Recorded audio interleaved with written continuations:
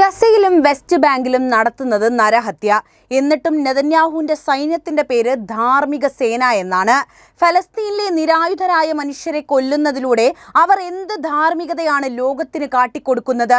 ആ ധാർമ്മികതയും കക്ഷത്തിൽ വെച്ച് ഇറാനിലേക്ക് പോയ പട്ടാളക്കാർ നാണം കെട്ടത് ലോകം കണ്ടതുമാണ്.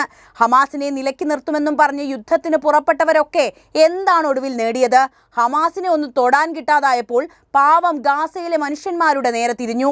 പരാജയങ്ങളുടെയും കുടിലതയുടെയും പരിചാരകരായ നെതന്യാഹുവിന്റെ ഇസ്രായേൽ സൈന്യം എവിടം കൊണ്ടാണ് ധാർമ്മിക സേനയാകുന്നത് എന്ന് എനിക്ക് എത്ര ആലോചിച്ചിട്ടും മനസ്സിലാകുന്നില്ല. എന്താണ് ഈ വിഷയത്തിലെ നിങ്ങളുടെ അഭിപ്രായമെന്ന് ഇപ്പോൾ തന്നെ കമന്റ് ചെയ്യണേ. നമുക്ക് നേരെ വീഡിയോയിലേക്ക് വരാം. ലോകത്തിലെ ഏറ്റവും നല്ല ധാർമ്മിക സൈന്യമെന്ന് സ്വയം വിശേഷിപ്പിച്ചിരുന്ന ഇസ്രായേലി സൈന്യം ഗസയിലെയും വെസ്റ്റ് ബാങ്കിലെയും സമീപകാല പ്രവർത്തനങ്ങളുടെ പേരിൽ ഇന്ന് കടുത്ത വിമർശനങ്ങളും അധാർമിക സൈന്യം എന്ന വിശേഷണവും നേരിടുകയാണ്. ഈ മാറ്റത്തിന് കാരണമായ ചില പ്രധാന കാര്യങ്ങൾ ഗാസയിലെ ആക്രമണങ്ങളുടെ പശ്ചാത്തലത്തിൽ നമുക്ക് വിലയിരുത്തേണ്ടതുണ്ട്. എന്തുകൊണ്ട് ഇസ്രായേൽ സൈന്യം അധാർമികം എന്ന് വിശേഷിപ്പിക്കപ്പെടുന്നു? ഇസ്രായേൽ സൈന്യത്തിന്റെ ധാർമ്മികതയെക്കുറിച്ച് നിലവിലെ സാഹചര്യത്തിൽ ചോദ്യങ്ങൾ ഉയരുന്നതിന് പിന്നിൽ പല കാരണങ്ങളുമുണ്ട്. പൊതുവെ ഒരു സൈന്യം ധാർമ്മികമാണോ അല്ലെങ്കിൽ അധാർമികമാണോ എന്നൊക്കെ തീരുമാനിക്കുന്നത് അവർ യുദ്ധങ്ങളിൽ പാലിക്കുന്ന മാനുഷിക നിയമങ്ങളെയും അതുപോലെ തന്നെ സാധാരണക്കാരോടുള്ള അവരുടെ സമീപനത്തെയും അവരുടെ പ്രവർത്തനങ്ങളിൽ പാലിക്കുന്ന സുതാര്യതയെയും ഒക്കെ അടിസ്ഥാനപ്പെടുത്തിയാണ്. ഗാസയിലെ ഇപ്പോഴത്തെ ആക്രമണങ്ങളിൽ ഈ തത്വങ്ങൾ പലതും ലംഘിക്കപ്പെട്ടുവെന്ന് അന്താരാഷ്ട്ര തലത്തിൽ ആരോപണങ്ങൾ ഉയർന്നിട്ടുണ്ട്. ഒന്നാമത്തെ കാര്യം സാധാരണക്കാരെ ലക്ഷ്യമിടുന്നു എന്ന ആരോപണമാണ്. ഗാസയിൽ ഇസ്രായേൽ സൈന്യം നടത്തുന്ന ആക്രമണങ്ങളിൽ കൊല്ലപ്പെടുന്നവരിൽ ഭൂരിഭാഗം പേരും സ്ത്രീകളും കുട്ടികളും അടക്കമുള്ള സാധാരണക്കാരാണെന്ന് ഐക്യരാഷ്ട്രസഭയും മറ്റ് മനുഷ്യാവകാശ സംഘടനകളും വ്യക്തമാക്കിയിട്ടുണ്ട്. ജനവാസ കേന്ദ്രങ്ങൾ, ആശുപത്രികൾ, സ്കൂളുകൾ, അഭയാർത്ഥി ക്യാമ്പുകൾ എന്നിവയ്ക്ക് നേരെ ഇസ്രായേൽ സൈന്യം ആക്രമണം നടത്തിയതായി വ്യാപകമായി റിപ്പോർട്ടും ചെയ്യപ്പെട്ടിട്ടുണ്ട്. ഹമാസിന്റെ ഒളിത്താവളങ്ങൾ ലക്ഷ്യമിട്ടാണ് ഈ ആക്രമണങ്ങൾ നടന്നതെന്ന് ഇസ്രായേൽ അവകാശപ്പെടുമ്പോഴും ഇത് വലിയ തോതിലുള്ള സാധാരണക്കാരുടെ മരണങ്ങൾക്ക് കാരണമായി എന്നതാണ് യാഥാർത്ഥ്യം. ഒരു ധാർമ്മിക സൈന്യം സാധാരണക്കാരുടെ സുരക്ഷയ്ക്ക് പരമമായ പ്രാധാന്യം നൽകേണ്ടതുണ്ട്. അവിടെ തന്നെ ഇസ്രായേലിന്റെ ഈ ധാർമ്മിക സൈന്യം എന്ന പേര് ഇല്ലാതായി കഴിഞ്ഞു. രണ്ടാമത്തത് കൊലപാതകം ഒരു വിനോദമായി എന്ന ആരോപണമാണ്. സൈനികർ വിനോദത്തിനായി സാധാരണക്കാരെ വെടിവെച്ച് കൊല്ലുന്നുവെന്ന ആരോപണങ്ങളും ഇസ്രായേൽ സൈന്യത്തിനെതിരെ ഉയർന്നിട്ടുണ്ട്.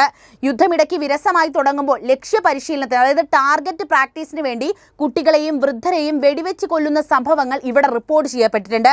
അടുത്തിടെ നടന്ന ഒരു അന്വേഷണത്തിൽ കൊല്ലപ്പെട്ട കുട്ടികളിൽ പലർക്കും തലയിലോ നെഞ്ചിലോ ആയിരുന്നു വെടിയേറ്റതെന്നും ഇത് മുറിവേൽപ്പിക്കാൻ വേണ്ടിയുള്ള വെടിവെപ്പല്ല, മറിച്ച് കൊല്ലുക എന്ന ഉദ്ദേശത്തോടെ മാത്രമുള്ള നീക്കങ്ങളാണെന്നും കണ്ടെത്തിയിട്ടുണ്ട്. ഇത്തരം പ്രവർത്തികളൊന്നും ഒരു സൈന്യത്തിന്റെയും ധാർമ്മികതയ്ക്ക് നിരക്കുന്നതല്ല. മൂന്നാമത്തത് ഉത്തരവാദിത്തമില്ലായ്മയും ശിക്ഷയില്ലാത്ത അവസ്ഥയുമാണ്. അതിക്രമങ്ങൾ ചെയ്യുന്ന സൈനികർക്കെതിരെ ആവശ്യമായ നിയമ നടപടികൾ സ്വീകരിക്കുന്നില്ലെന്ന വിമർശനം ഇവിടെ ശക്തമാണ്. സൈനികരുടെ കുറ്റകൃത്യങ്ങളെക്കുറിച്ച് പരാതികൾ ലഭിക്കുമ്പോഴൊക്കെ പോലും മിക്ക കേസുകളും അന്വേഷണമില്ലാതെ അവസാനിപ്പിക്കുകയോ അല്ലെങ്കിൽ പ്രതികൾക്ക് ശിക്ഷ നൽകാതിരിക്കുകയോ ചെയ്യുന്നതായി മനുഷ്യാവകാശ സംഘടനകൾ പറയുന്നുണ്ട്. ഇസ്രായേൽ സൈന്യത്തിൽ നിലവിൽ നിലനിൽക്കുന്ന ഈ ശിക്ഷയില്ലാത്ത സമ്പ്രദായം, അതായത് കൾച്ചർ ഓഫ് ഇംപ്യൂണിറ്റി, സൈനികർക്ക് യാതൊരു ഭയവുമില്ലാതെ ക്രൂരകൃത്യങ്ങൾ ചെയ്യാനുള്ള പ്രോത്സാഹനമാണ് നൽകുന്നത്. അടുത്തത്, അതായത് നാലാമത്തെ കാര്യം, അന്താരാഷ്ട്ര നിയമങ്ങളുടെ കൃത്യമായിട്ടുള്ള ലംഘനമാണ്. യുദ്ധസമയത്ത് പാലിക്കേണ്ട അന്താരാഷ്ട്ര മാനുഷിക നിയമങ്ങൾ, അതായത് ഇന്റർനാഷണൽ ഹ്യൂമാനിറ്റേറിയൻ ലോ, ഇസ്രായേൽ ലംഘിക്കുന്നുവെന്ന് ഐക്യരാഷ്ട്രസഭയും വിവിധ ലോകരാജ്യങ്ങളും ആരോപിക്കുന്നുണ്ട്. കൂട്ടപലായനങ്ങൾ, ഉപരോധം എന്നിവ ഏർപ്പെടുത്തി ജനങ്ങളെ പട്ടിണിക്കിടുന്ന അവസ്ഥ, മാനുഷിക സഹായം തടയുക, ആശുപത്രികളെ ആക്രമിക്കുക എന്നിവയെല്ലാം യുദ്ധക്കുറ്റങ്ങളായിട്ടാണ് കണക്കാക്കപ്പെടുന്നത്. ഇത്തരം പ്രവർത്തികളൊക്കെ തന്നെ ഒരു സൈന്യത്തെ അധാർമികമായി ചിത്രീകരിക്കാൻ പര്യാപ്തവുമാണ്.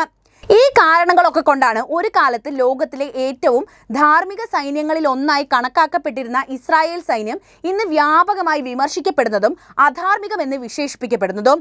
ഈ വിമർശനങ്ങൾ ഇസ്രായേലിന്റെ അന്താരാഷ്ട്ര പ്രതിച്ഛായയ്ക്ക് വലിയ കോട്ടം വരുത്തിയിട്ടുണ്ട് എന്നതാണ് യാഥാർത്ഥ്യം. ബെഞ്ചമിൻ നെതന്യാഹുവിന്റെ നേതൃത്വത്തിലുള്ള ഇസ്രായേൽ ഭരണകൂടത്തിന്റെ രാഷ്ട്രീയ നയങ്ങൾ ഇസ്രായേൽ സൈന്യത്തിന്റെ അധാർമികത എന്ന് വിശേഷിപ്പിക്കപ്പെടുന്ന നിലവിലെ സാഹചര്യത്തിന് വലിയ സംഭാവന നൽകിയിട്ടുണ്ട് എന്നത് ഇവിടെ ചേർത്ത് പറയേണ്ട ഒന്ന് തന്നെയാണ്.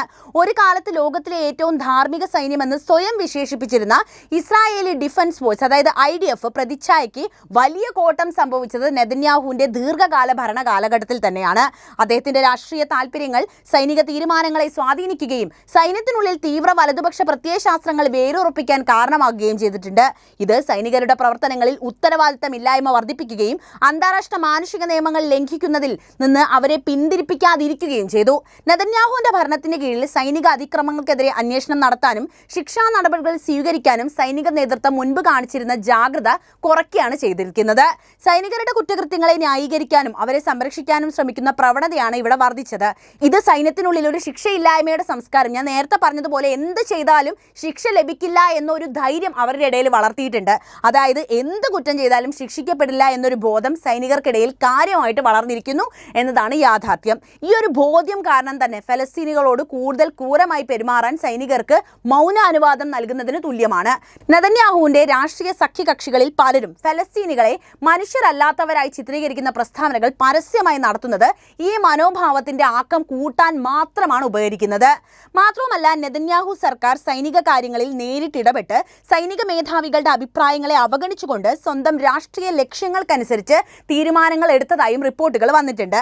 ഹമാസിനെതിരെ അതിരുകടന്ന ബലപ്രയോഗം നടത്താനെടുത്ത തീരുമാനങ്ങൾ അത്രയും സാധാരണക്കാരുടെ മരണസംഖ്യ വർദ്ധിപ്പിക്കുകയാണ് ചെയ്തിട്ടുള്ളത്. ഇത്തരത്തിലുള്ള രാഷ്ട്രീയ ഇടപെടലുകൾ സൈനിക നേതൃത്വത്തിന്റെ സ്വയംഭരണത്തെ ദുർബലപ്പെടുത്തുകയും സൈന്യത്തിന്റെ ധാർമ്മികതയെക്കുറിച്ച് ലോകരാജ്യങ്ങൾക്കിടയിൽ സംശയങ്ങൾ ജനിപ്പിക്കുകയും ചെയ്തു. ചുരുക്കത്തിൽ ഇസ്രായേൽ സൈന്യത്തിന്റെ ധാർമ്മിക തകർച്ചയ്ക്ക് ഒറ്റപ്പെട്ട ഒരു കാരണം നമുക്ക് പറയാനാകില്ല. എങ്കിലും നെതന്യാഹുവിന്റെ നേതൃത്വത്തിലുള്ള സർക്കാർ സ്വീകരിച്ച രാഷ്ട്രീയവും നയങ്ങളും സൈനിക കാര്യങ്ങളിലെ അമിത ഇടപെടലുകളും ഈ അവസ്ഥയ്ക്ക് ആക്കം കൂട്ടി എന്നതാണ് യാഥാർത്ഥ്യം. സൈന്യത്തിലെ തീവ്ര വലതുപക്ഷ സ്വാധീനം വർദ്ധിപ്പിക്കുന്നതിനും സൈനികർക്ക് ഇനി എന്ത് ചെയ്താലും ശിക്ഷ ലഭിക്കില്ലെന്ന ബോധം വളരുന്നതിനും ഇത് കാരണമായിട്ടുണ്ട്. തൽഫലമായി ഒരിക്കൽ ധാർമ്മിക സൈന്യമായി അറിയപ്പെട്ടിരുന്ന ഒരു സേന ഇന്ന് വ്യാപകമായി വിമർശനങ്ങൾ നേരിടുകയും അധാർമികമെന്ന് വിശേഷിപ്പിക്കപ്പെടുകയും ചെയ്തു. ഗസയിൽ ഇസ്രായേൽ സൈന്യം നടത്തുന്ന സൈനിക നടപടികൾ സ്ത്രീകളെയും കുട്ടികളെയും ഉൾപ്പെടെയുള്ള സാധാരണക്കാർക്ക് നേരെ നടത്തുന്ന വംശഹത്യാപരമായ ആക്രമണങ്ങളാണെന്ന് വ്യാപകമായി ആരോപിക്കപ്പെടുന്നതും ഈ അധാർമികതയുടെ ഏറ്റവും നല്ല ഉദാഹരണമാണ്. ഈ വിഷയത്തിന്റെ ആഴവും പരപ്പും മനസ്സിലാക്കാൻ വംശഹത്യ എന്ന വാക്കിന്റെ നിയമപരമായ നിർവചനങ്ങളും ഗാസയിലെ സാഹചര്യങ്ങളും വിശകലനം ചെയ്യേണ്ടത് അത്യാവശ്യമാണ്. അതിലേക്ക് വരാം. വംശഹത്യയെക്കുറിച്ച് 1948 ഐക്യരാഷ്ട്രസഭയുടെ കൺവെൻഷനിൽ കൃത്യമായ ഒരു നിർവചനം നൽകുന്നുണ്ട്. ഒരു പ്രത്യേക വിഭാഗത്തെ പൂർണ്ണമായോ ഭാഗികമായോ നശിപ്പിക്കുക എന്ന ഉദ്ദേശത്തോടെ നടത്തുന്ന ഏതൊരു പ്രവൃത്തിയെയും വംശഹത്യ എന്ന കൺവെൻഷൻ പറയുന്നുണ്ട്. ഇതിൽ ഒരു വിഭാഗത്തിലെ അംഗങ്ങളെ കൊലപ്പെടുത്തുക, ഗുരുതരമായ ശാരീരികമോ മാനസികമോ ആയ പരിക്കുകൾ ഏൽപ്പിക്കുക, മനഃപൂർവ്വം ഒരു വിഭാഗത്തെ പൂർണ്ണമായോ ഭാഗികമായോ നശിപ്പിക്കാൻ ലക്ഷ്യമിട്ട് അവരുടെ ജീവിത സാഹചര്യങ്ങൾ മോശമാക്കുക, ഒരു വിഭാഗത്തിൽ ജനനം തടയാനുള്ള നടപടികൾ എടുക്കുക, കുട്ടികളെ ബലമായി മറ്റൊരു വിഭാഗത്തിലേക്ക് മാറ്റുക എന്നിവയെല്ലാം ഉൾപ്പെടുന്നുണ്ട്. ഈ നിർവചനം അനുസരിച്ച് ഗസയിലെ ഇസ്രായേലിന്റെ ആക്രമണങ്ങളെ വിലയിരുത്തുമ്പോൾ ഇസ്രായേൽ സൈന്യത്തിന്റെ ഭാഗത്തുനിന്ന് ഈ കുറ്റകൃത്യങ്ങൾ നടന്നുവെന്ന് ആരോപണങ്ങൾ ഉയരുന്നുണ്ട്. ഗസയിൽ ഇസ്രായേൽ നടത്തുന്ന ആക്രമണങ്ങളിൽ കൊല്ലപ്പെട്ടവരിൽ ഭൂരിഭാഗവും സ്ത്രീകളും കുട്ടികളും തന്നെയാണ്. ഇതിൽ ആയിരക്കണക്കിന് കുട്ടികൾ കൊല്ലപ്പെട്ടിട്ടുണ്ട്. ആശുപത്രികൾ, സ്കൂളുകൾ, അഭയാർത്ഥി ക്യാമ്പുകൾ എന്നിവയെല്ലാം ഇസ്രായേലിന്റെ ബോംബാക്രമണങ്ങളിൽ പൂർണ്ണമായും തകർന്നിട്ടുമുണ്ട്. ഇസ്രായേൽ നടത്തിയ ഈ ആക്രമണങ്ങളൊക്കെ തന്നെ സാധാരണക്കാരെ ലക്ഷ്യമിട്ടിട്ടുള്ളതാണെന്ന് പല മനുഷ്യാവകാശ സംഘടനകളും ആരോപിക്കുന്നത് ഈ പശ്ചാത്തലത്തിലാണ്. ഗാസയിൽ ഇസ്രായേൽ ഏർപ്പെടുത്തിയ ഉപരോധം കാരണം ഭക്ഷണവും വെള്ളവും മരുന്നും വൈദ്യുതിയും ലഭിക്കാതെ ജനങ്ങൾ ദുരിതത്തിലാവുകയായിരുന്നു. മനഃപൂർവ്വം ഒരു ജനതയെ പട്ടിണിക്കിടുക എന്ന വംശഹത്യാപരമായ നയം ഇസ്രായേൽ നടപ്പിലാക്കുന്നുണ്ടെന്ന് വിമർശകരും ചൂണ്ടിക്കാണിക്കുന്നുണ്ട്. ഈ നടപടികൾ ഗാസയിലെ ജനങ്ങളുടെ നിലനിൽപ്പിനെ തന്നെ ഭീഷണിപ്പെടുത്തുന്നതാണ്. ഇസ്രായേലിലെ സൈനികരുടെയും രാഷ്ട്രീയ നേതാക്കന്മാരുടെയും ചില പ്രസ്താവനകളും ഈ ആരോപണങ്ങൾക്ക് ആക്കം കൂട്ടുന്നുണ്ട്. ഫലസ്തീനികളെ മനുഷ്യമൃഗങ്ങൾ എന്ന് വിശേഷിപ്പിച്ച പ്രതിരോധ മന്ത്രി യോവ് ഗാലന്റിന്റെ വാക്കുകൾ ഒരു ജനവിഭാഗത്തെ പൂർണ്ണമായും ഇല്ലാതാക്കാനുള്ള ആഹ്വാനമായിട്ടാണ് വ്യാഖ്യാനിക്കപ്പെട്ടത്. ഇത്തരം പ്രസ്താവനകൾ ആക്രമണങ്ങൾക്ക് രാഷ്ട്രീയപരമായ ഒരു ന്യായീകരണമാണ് നൽകുന്നത്. ദക്ഷിണാഫ്രിക്ക നൽകിയ ഹർജിയിൽ ഗസയിലെ ജനങ്ങൾ വംശഹത്യയുടെ ഭീഷണിയിലാണെന്ന് അന്താരാഷ്ട്ര നീതിന്യായ കോടതി നിരീക്ഷിക്കുന്നുണ്ട്. വംശഹത്യ തടയുന്നതിനുള്ള എല്ലാ നടപടികളും സ്വീകരിക്കാൻ കോടതി ഇസ്രായേലിനോട് ആവശ്യപ്പെട്ടതും ഈ പശ്ചാത്തലത്തിലാണ്. ഇസ്രായേൽ സൈന്യം നടത്തുന്ന ആക്രമണങ്ങൾ, ബോംബിംഗ്, ഉപരോധം എന്നിവ വംശഹത്യാപരമായ നടപടികളുടെ പരിധിയിൽ വരുമോ എന്ന് കോടതി വിശദമായി പരിശോധിക്കേണ്ടതുണ്ട്. ഇസ്രായേൽ അവരുടെ സൈനിക നടപടികൾ ഹമാസിനെതിരെ മാത്രമാണെന്നും സാധാരണക്കാരെ സംരക്ഷിക്കാൻ എല്ലാ മുൻകരുതലുകളും എടുക്കുന്നുണ്ടെന്നും വാദിക്കുന്നു. എന്നാൽ ഗാസയിലെ മരണസംഖ്യയും തകർന്ന കെട്ടിടങ്ങളുടെ എണ്ണവും മാനുഷിക ദുരിതങ്ങളും ഈ വാദങ്ങളെ ദുർബലപ്പെടുത്തുന്നവയാണ്. ചുരുക്കത്തിൽ ഗസയിലെ സാഹചര്യം ഒരു സാധാരണ സൈനിക ആക്രമണത്തിനപ്പുറം ഒരു ജനവിഭാഗത്തെ മൊത്തത്തിൽ ഇല്ലാതാക്കാൻ ലക്ഷ്യമിട്ടിട്ടുള്ള വംശഹത്യാപരമായ നടപടികളുടെ പരിധിയിൽ വരുമോ എന്ന ചോദ്യം ഉയർത്തുന്നതാണ്. ഇതിന്റെ ആഴവും പരപ്പും നിർണ്ണയിക്കാനുള്ള അന്വേഷണങ്ങൾ അന്താരാഷ്ട്ര സമൂഹത്തിൽ ഇപ്പോഴും നടന്നുകൊണ്ടിരിക്കുന്നു. എന്നാൽ നിലവിൽ ലഭ്യമായ തെളിവുകളും സാഹചര്യങ്ങളും ഈ ആരോപണങ്ങളെ സാധൂകരിക്കുന്ന തരത്തിലുള്ളതാണെന്ന് മാത്രമാണ് ഇവിടെ പറയാനുള്ളത്. ഗസയിൽ ഇപ്പോഴും ദുരിതം അനുഭവിക്കുന്ന ഫലസ്തീൻ ജനതയുടെ കണ്ണിലൂടെ നോക്കുമ്പോൾ എങ്ങനെയാണ് നെതന്യാഹുവിന്റെ സൈന്യം ധാർമ്മികമാകുന്നത്? നിങ്ങൾ തന്നെ പറയൂ. നിങ്ങളുടെ അഭിപ്രായം ഇപ്പോൾ തന്നെ കമന്റായി രേഖപ്പെടുത്തുക. ഒപ്പം ഈ അറിവുകൾ എല്ലാവരിലേക്കും എത്താൻ വീഡിയോ ഒന്ന് ലൈക്ക് ചെയ്യാനും ഷെയർ ചെയ്യാനും പ്രത്യേകം ശ്രദ്ധിക്കുമല്ലോ.